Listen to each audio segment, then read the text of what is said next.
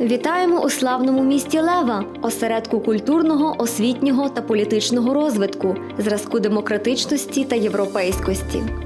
Сьогодні ми зосередимо вашу увагу на історії і сьогоденній діяльності прокуратури, розглянемо один із найважливіших її напрямків. Історичний відлік діяльності Львівської прокуратури розпочався 15 листопада 1939 року. Спершу прокуратура була розташована у приміщенні будинку на площі Соборній, а у 2000 році з ініціативи очільника прокуратури області Богдана Ринажевського розмістилась у архітектурній пам'ятці початку ХХ століття та проспекті Шевченка, 17. Кам'яниця споруджена на замовлення торгово-промислової палати за проектом архітектора Юзефа Сосновського.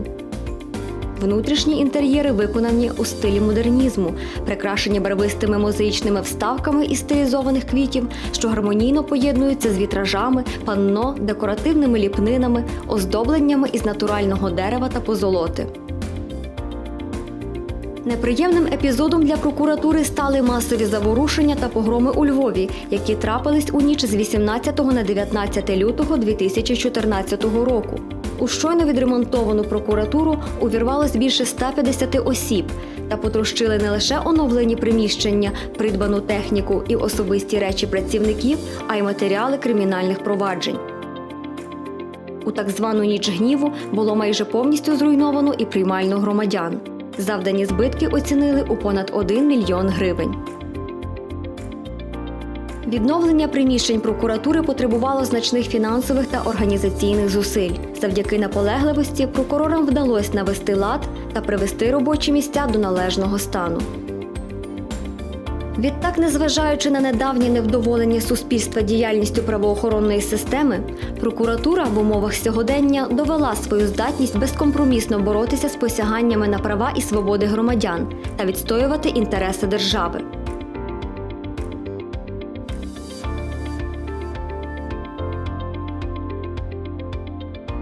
Варто сказати, що одним із вагомих векторів у роботі прокуратури є розгляд звернень громадян та, зокрема, їх особистий прийом.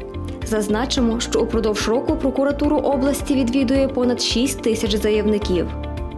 Громадська приймальна прокуратури області функціонує з 2004 року. Проте недоліки у матеріально-технічному забезпеченні суттєво погіршували умови праці та прийому відвідувачів.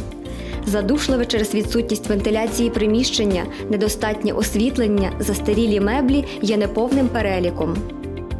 Проте вже сьогодні, в рамках співробітництва із міжнародною організацією «Консультативна місія Європейського Союзу в Україні», керівництвом прокуратури Львівської області спільно з регіональним представництвом КМЄС впроваджено проект щодо реконструкції громадської приймальні. Створено комфортні умови для перебування відвідувачів. Встановлено скляні перегородки, зручні меблі, обладнано вентиляцію, забезпечено якісне освітлення. У межах консультативної місії Європейського Союзу в Україні, за сприяння якої здійснено модернізацію громадської приймальної прокуратури області, проведено опитування громадян на предмет не лише роботи з людьми і проведення особистих прийомів, але й матеріально-технічної бази щодо проведення таких. Опитуванням охоплені періоди діяльності громадської приймальної як до проведення ремонтних робіт, так і після. Як засвідчують результати, більшість громадян з позитивом відгукуються про динамічні зміни в роботі з людьми, а також особливо відзначають технічне переоснащення приміщень.